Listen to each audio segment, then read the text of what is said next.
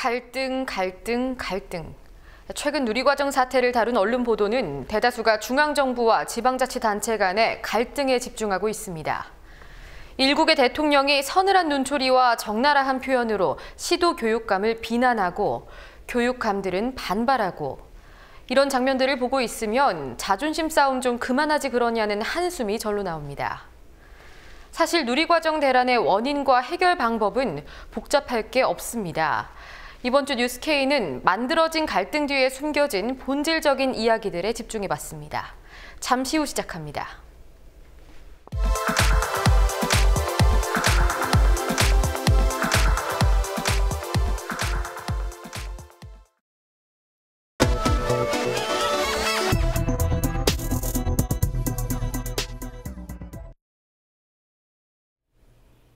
어린이집과 유치원 등 아동보육기관들이 당장 이번 달부터 누리과정 예산을 받지 못하게 됐습니다. 코앞으로 다가온 교사들의 월급날도 맞추기 어려운 상황인데요. 학부모 부담을 늘리거나 아이들이 먹고 배우는 것들의 질을 낮추는 건 물론이고 어쩌면 문을 닫는 보육기관들이 이어질지도 모릅니다. 박다솔 기자가 보도합니다. 유치원 누리과정 예산 재의 요청을 즉각 수용하고 편성하라! 최강 한파가 몰아쳤던 지난 20일, 서울 지역 유치원 원장 500여 명이 서울시 의회 앞에 모였습니다. 아이들 돌보사는 누리과정 예산 다툼 즉각 중단하라! 유치원 원장들은 어제도 서울시 의회를 찾아갔습니다. 서울 지역 유치원과 어린이집 모두 누리과정 예산을 받지 못하게 됐기 때문입니다. 누리과정 예산이 편성되지 않은 다른 지역들의 유치원, 어린이집 원장들도 거리로 나왔습니다. 초조한 건 원장들만이 아닙니다. 유치원, 어린이집에 고용된 교사와 급식조리사, 기사 등은 월급을 받지 못할까 걱정입니다. 가장 걱정되는 건 일단 저희가 이제 생계를 유지를 해 나가야 하는데 이제 당장 다음 달부터 통장의 잔고를 보고 어떻게 이걸로 그동안 내가 살았던 그 형태로 내가 살아갈 수 있는지에 대한 부분이 아무래도 가장 큰 걱정이죠. 저임금 등 가뜩이나 처우가 열악한 이들은 보육 대란 탓에 고용 불안까지 시달리게 됐습니다. 당장 자기가 잘릴까 봐 불안해하죠. 그리고 원장님들도 그 월급을 위해서 대출을 받고 계신다는데 교사를 쓰겠어요? 나가라고 하지. 반을 축소하는 있더라도 교사를 살리진 않는다는 얘기예요. 학부모들도 발을 동동 구르는 중입니다. 누리과정 지원금이 끊기면 유치원은 원비를 인상할 수밖에 없고 그 부담이 결국 학부모에게 돌아오기 때문입니다. 저희는 사실 매달 적자예요. 그런데 22만 원을 또 추가로 내야 된다 그러면 저희 같은 경우에는 비맞벌이기 때문에 결국 제가 데리고 있어야 되는 상황이 되는 거죠. 그러면은 저는 또 꼼짝을 못 하는 거고 아이들은 친구들과 헤어져서 또 혼자 외톨이로 있어야 되니까 스트레스를 받는 거죠. 사립유치원을 다니는 아이의 경우 한 명당 22만 원의 지원금을 받습니다. 종일반에 다니는 맞벌이 부부의 자녀에겐 7만 원의 지원금이 추가로 지급됩니다. 종일반비랑 뭐 급식비 뭐 그런 것들 다 포함해서 월 그냥 35만 원 정도가 이제 부모 부담금이었는데 이제 지원금을 안 받게 되면은 이제 그게 배가 되는 상황이에요. 저는 다행히 하나지만 두 명 있는 분들은 또 금액이 또 배가 되다 보니까 많이들 좀 어려워하고 있는 상황이에요. 누리과정 지원 중단으로 가장 큰 피해를 입는 건 결국 아이들입니다. 그냥 예상되는 것은 교재를 줄인다던가 그러다 보면 아니면은 뭐 그게 나중에 간식이나 급간식에 영향을 준다든가 아니면 교사의 급여를 못 준다든가 뭐 이런 상황이 올 수 있고 그러면 교사는 운영을 마음 편하게 못 하게 되고 자신의 급여라든가 이런 게 처우가 안정적이지 않으면 당연히 아이들을 돌보는 데 있어서 불안정하죠.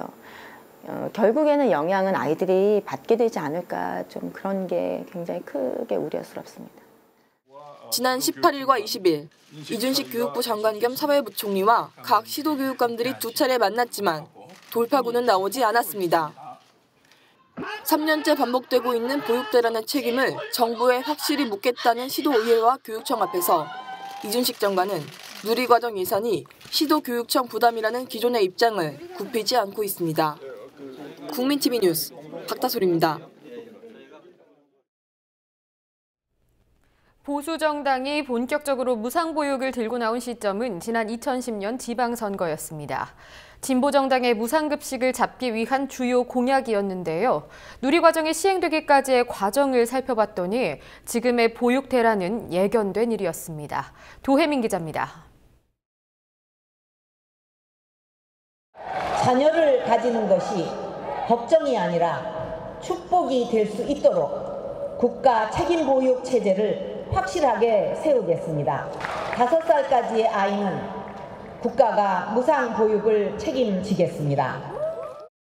박근혜 당시 대통령 후보는 국가가 보육을 책임지겠다고 강조했습니다. 4년 차를 맞은 박근혜 정부. 만 3세에서 만 5세 아이들의 보육과 교육을 지원하는 누리과정은 예산 문제로 멈춰설 위기입니다. 누리과정은 이명박 정부에서 도입됐습니다. 지난 17대 대선에서 만 5세 이하 모든 아이들의 보육시설 이용 금액 지원을 주요 공약으로 내걸었던 이명박 전 대통령은 임기 말인 2012년 3월 만 5세를 대상으로 누리과정을 시행했습니다.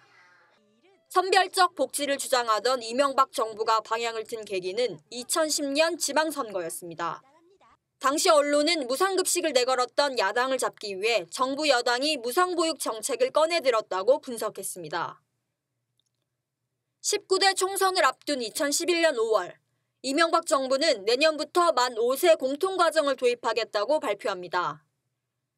핵심은 유치원과 어린이집의 교육과정을 통일하고 정부가 보육과 교육에 들어가는 비용을 지원하는 것입니다.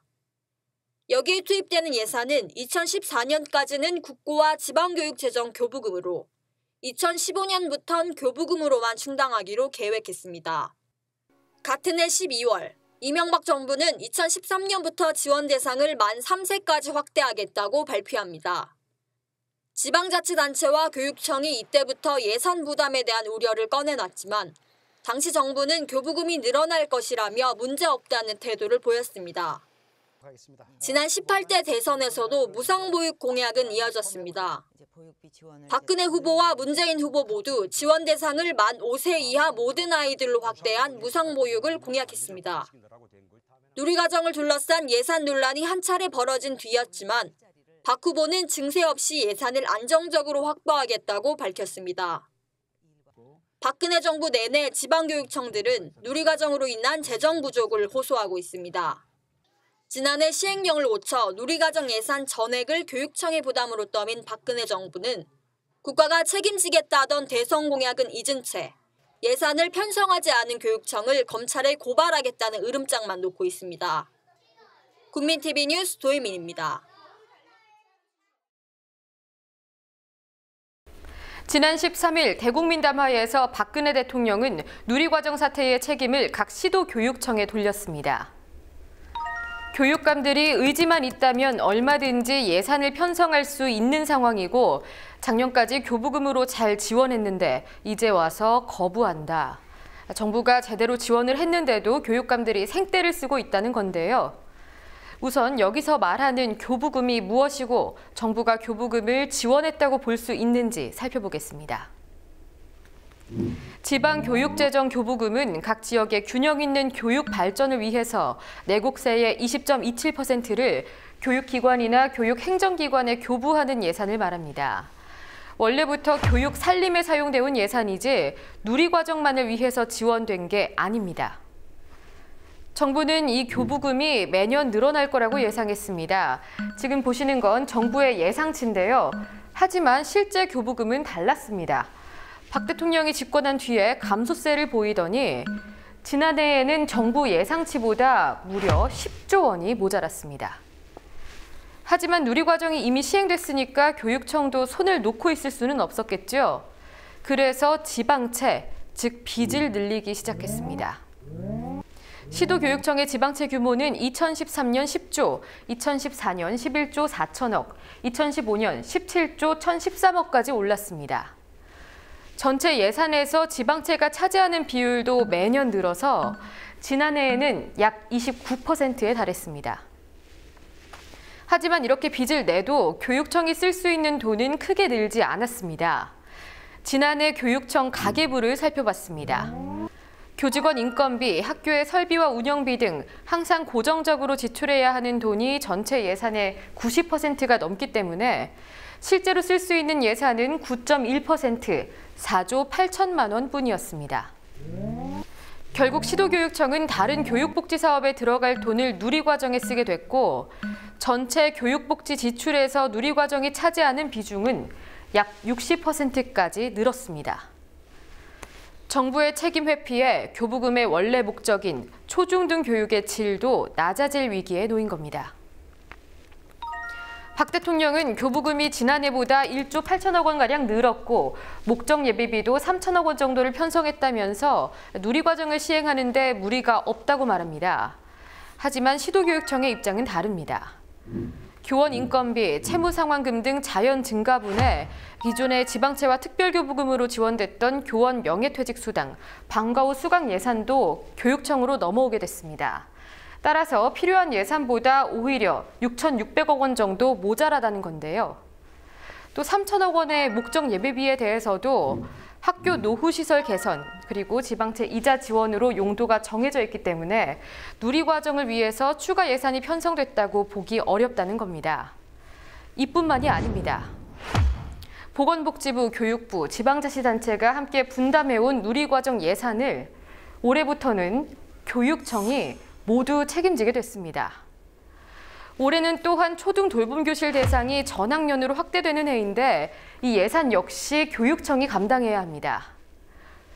이건 모두 박근혜 대통령의 대선 공약이죠. 또다시 선거가 돌아왔고 정부 여당은 보육대란에서 발 빼기에 바쁩니다. 하지만 보육대란을 일으킨 당사자가 박근혜 정부와 여당이라는 사실은 분명합니다. 이 문제를 풀 수 있는 방법 역시 박 대통령이 쥐고 있습니다. 그 이유를 김지혜 기자가 정리했습니다. 18대 대선 직후 박근혜 당시 대통령 당선인과 지방자치단체장들이 만나는 자리. 지자체장들이 누리과정 예산에 대한 부담을 털어놓자 박 대통령은 중앙정부의 책임이라고 강조했습니다. 박근혜 당선인은 보육사업과 같은 전국 단위로 이루어지는 사업은 중앙정부가 책임지는 것이 맞는 방향이라고 생각한다. 그래서 지방의 부담을 덜기 위한 방안을 찾아보도록 하겠다. 그런 답변을 주셨고요. 하지만 박 대통령의 취임 이후 누리과정에 대한 지자체, 시도교육청의 부담은 계속 증가했습니다. 예산이 미편성되는 사태까지 벌어졌지만 지난 20일 복지, 고용, 교육 담당 부처의 신년 업무 보고를 받는 자리에서 박 대통령은 보육대란에 대한 언급 없이 복지 정책을 자찬하기에 바빴습니다. 지난 3년간 정부는 기초연금, 맞춤형 기초생활보장제도, 4대 중증질환 보장성 강화, 국가 책임 보육 등을 도입해서 이런 맞춤형 복지 정책의 구체적 결실들은 과거 어느 정부에서도 해내지 못한 성과들입니다. 일과 가정의 양립을 위한 정책들을 강조하면서도 박 대통령은 누리과정에 대해 전혀 언급하지 않았습니다. 대선 당시 박근혜 대통령의 공약집입니다. 누리과정은 여성 일자리를 위한 정책에 포함돼 있습니다. 지난해 여성가족부가 시행한 조사에서도 여성들이 일자리에서 벗어나는 주된 이유로 육아와 자녀교육 문제가 꼽혔습니다. 일과 가정의 균형을 이루기 위해선 누리과정 등 유아교육 정책이 중요함에도 불구하고 박 대통령은 모르쇠로 나오고 있습니다. 누리과정이 영향을 미치는 분야는 또 있습니다. 정부 출연 연구기관인 한국보건사회연구원이 지난해 펴낸 연구보고서를 보면 정부가 책임을 지는 의무교육기간이 길수록 출산율이 상승했습니다. 세계 최하위 수준인 출산율을 높이기 위해선 정부가 영유아 보육을 위해 지출을 늘려야 한다는 의미입니다. 경제협력기구 OECD의 보고서도 참고할 만합니다. OECD는 영유아 교육과 관련된 보고서를 통해 유아교육이 아동뿐만 아니라 사회적으로도 다양한 이익을 낸다고 강조합니다. 아동교육의 중요성을 강조한 지난 2012년 보고서는 질 좋은 유아교육이 빈곤을 줄이고 세대 간 사회계층 이동을 증가시키는 등 사회적인 이익을 낸다고 설명했습니다. 유아교육이라는 본질적인 측면에서도 정부가 책임을 져야 한다고 현장 전문가는 주장합니다. 좋은 교육을 받을 수 있는 기회를 운에 맡겨선 안 되기 때문입니다. 유치원 아이든 어린이집 아이든 동일하게 가야지 왜 그쪽은 먼저 편성을 하고 이쪽은 편성을 하지 않느냐. 그것도 저는 문제라고 생각합니다. 정부는 시도교육감들이 의지만 있으면 누리과정 예산을 편성할 수 있다는 입장을 고수하고 있습니다. 하지만 의지를 가져야 할 쪽은 박근혜 정부입니다. 지난 2013년과 14년 박근혜 정부 2년 동안 줄어든 법인세는 22조 4천억 원. 이 가운데 10대 대기업이 감면받은 세금이 5조 원입니다. 국민TV 뉴스 김지혜입니다.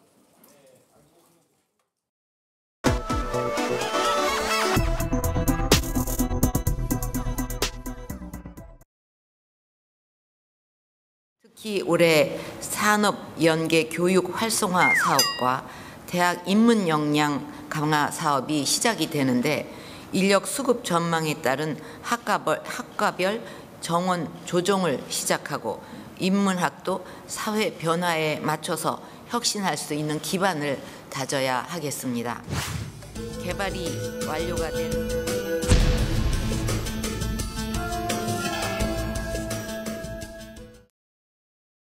일문 더하기 품은 일본 프랑스 한문학과, 영문 더하기 일문 항공서비스학과, 국문 더하기 전자전파 웹툰 창작학과. 문과라서 죄송합니다. 상경대도 아니라서 죄송합니다. 그래도 과는 없애지 말아주세요.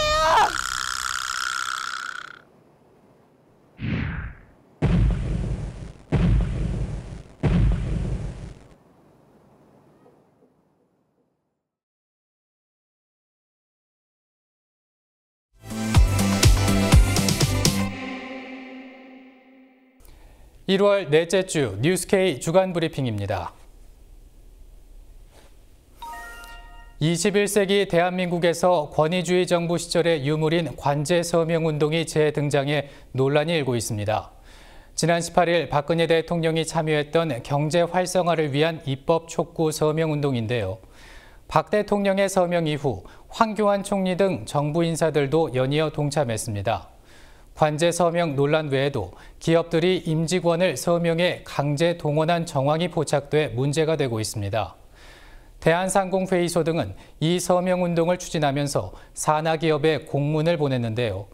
임직원들이 서명운동에 동참하도록 해달라면서 매일 서명 참여 인원을 보고하도록 하는 등 무리하게 서명운동을 진행하고 있습니다. 이기권 고용노동부 장관이 오늘 오후 일반 해고와 취업규칙 변경 요건 완화에 대한 양대 지침을 최종 확정했습니다. 양대 지침은 성과가 낮다는 이유로 노동자 해고를 가능하게 하고 임금 피크제 등에 대해서는 취업규칙을 바꿀 수 있도록 하는 내용 등을 담고 있습니다. 정부가 지난달 30일 공개했던 초안과 크게 달라진 점은 없습니다.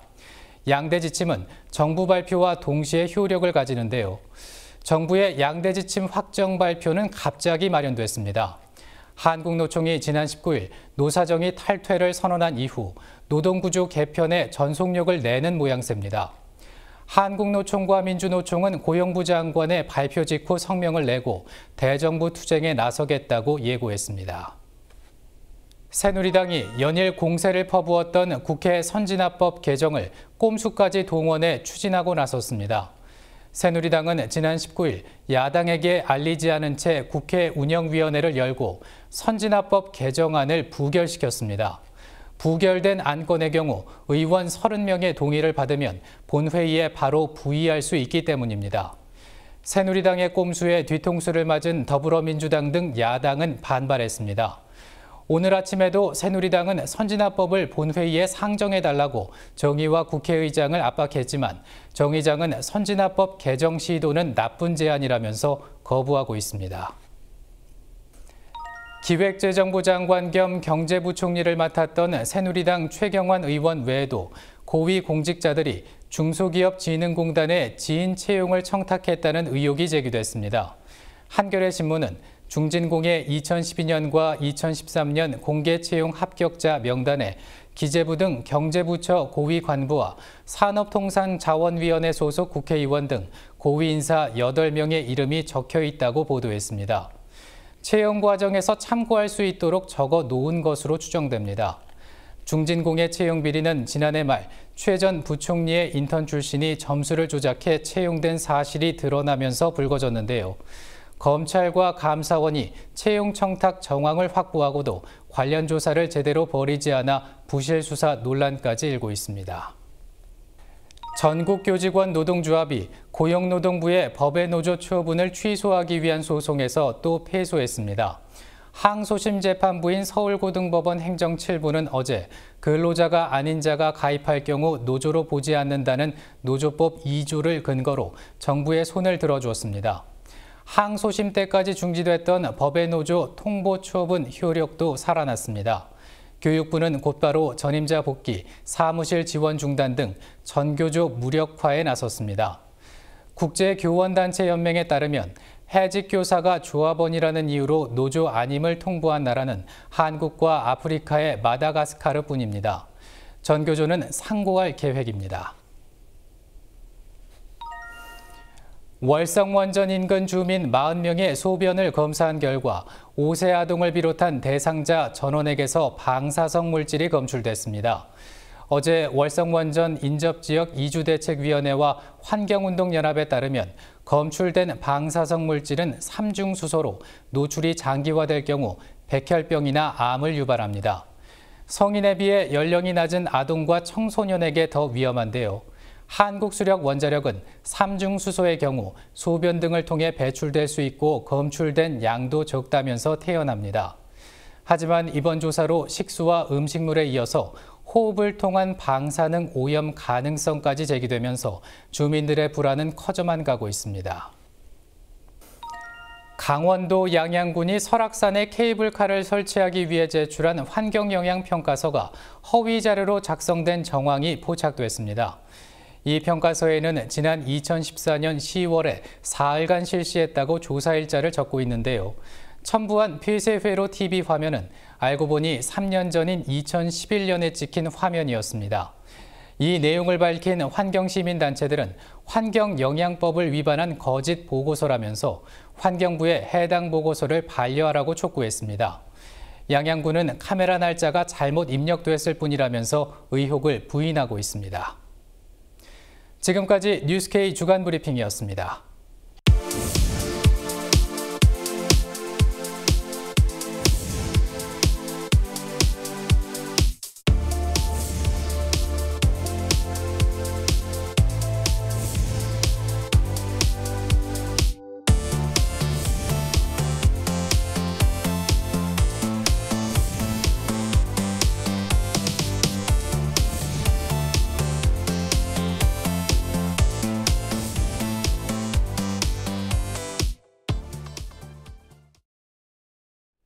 용산 참사 진압을 지휘한 김석기 전 서울경찰청장이 용산 참사 피해자들을 과격 폭력 시위대로 표현해 논란입니다. 심지어 이 표현은 자신이 총선 예비후보로 나선 경주 지역의 시민들에게 선거운동 메시지를 보낼 때 사용됐는데요. 공권력에 의해 지난 시간을 그리고 미래를 잃어버린 사람들은 7년 전 남일 땅을 기억하고 있습니다. 지난 20일이었던 용산 참사 7주기를 추모하는 자리들이 이번 한 주간 이어졌는데요. 어제 참사의 현장에 모인 피해자들의 이야기를 뉴스K 카메라에 담았습니다. 저희들 마음속에는 2009년 1월 20일로 멎어 있습니다. 저희들이 7년 동안 거리로 헤매고 세상으로 헤맸지만 달궈진 건 아무것도 없습니다.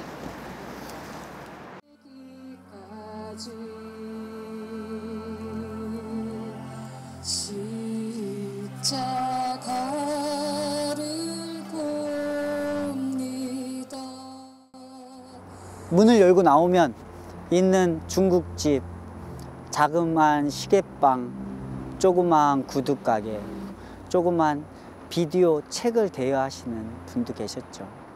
현재 새벽에 이제 용역들이 이제 건물에 이제 남일당 건물에 이제 들어왔어요. 이제 거기서 용역들하고 이제 같이 대치하고 이제 우리가 내려가려고 해도 내려갈 수 없는 상황이 됐었어요. 용역들이 이제 밑에서 있기 때문에 뭐 내려가다 잡히면 뭐 거기서 맞아 죽으니까. 그날도 체감 온도가 영하 10도가 넘는 날이었어요. 그 물대포를 쐈는데 그 물대포가 망루를 진 건물 옥상에서 살얼음이 돼가지고 왜 얼음이 이렇게 두껍게 얼음이 쫙 하얗게 그 기억이 아직도 생생합니다. 이제 거기서 이제 일이 이제 시작이 됐던 거죠. 이제 진짜 국가 폭력이 이제 우리를 뭐 살리러 오는 게 아니라 연행하러 오는 게 아니라 그냥 거의 죽이러 온 거죠. 그 안에 망루 안에서. 이런 참사가 벌어지리라고는 상상도 하지도 않았고 뭐 아침에 나가면서 가기 싫다라고 얘기를 하더라고요. 가기 싫다고. 그래서 그러면 가지 말라고 그랬더니 안 된다라고 하면서 그러고 나갔는데 그것이 마지막이었어요. 저희 남편이 저한테 궁금하고 보고 싶고 그러면은 저 길 건너편에서 이렇게 쳐다보고 있으면 내려다 볼 테니까 보고 싶으면은 길 건너에 있으라고 그러고 얘기를 하더라고요. 그렇게 그 말이 그렇게 마지막이 될 줄은 누가 생각이나 했겠어요. 예. 이 길을 지나다니면서 항상 제 마음속으로 그래요. 나 여기 가고 있는데 보고 있느냐고. 제일 속상한 거는 이렇게 7년이 흘렀어도 이렇게 화벌방으로 놔뒀던 게 뭐가 그렇게 급해서 그렇게 사람을 죽였는지 그게 제일 속상하고요. 저희 유가족한테는 1월 달이 고통의 달이죠. 그게 제일 힘들어요.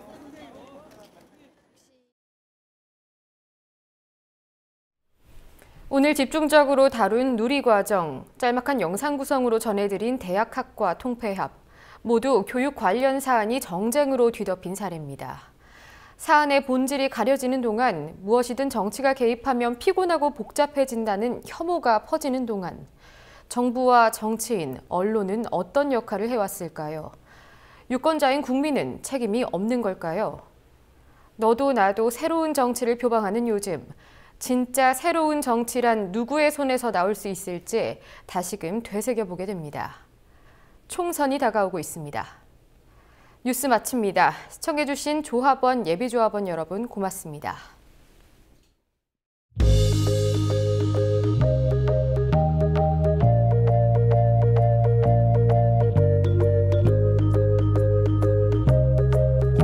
미디어 협동조합 국민TV에 가입해주신 조합원과 예비조합원입니다. 손선환, 이상훈, 함수연, 박성준, 이계민, 박지원, 최지원, 오성률, 박대화, 김정훈, 노승채. 자본과 정치 권력의 자유로운 언론 미디어 협동조합 국민TV에 가입해 주셔서 감사합니다. 미디어 협동조합은 경쟁을 통한 이익 추구보다 협력과 상생 가치를 보다 소중히 여기며 더 자유롭고 더 정의롭고 더 행복한 사회를 만드는 데 공헌하겠습니다.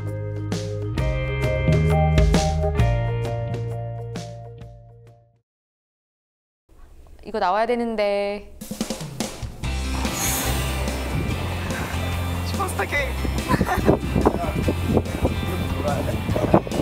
이렇게 하면 이렇게 우리 드론인 줄 알겠지? 와, 쩐다.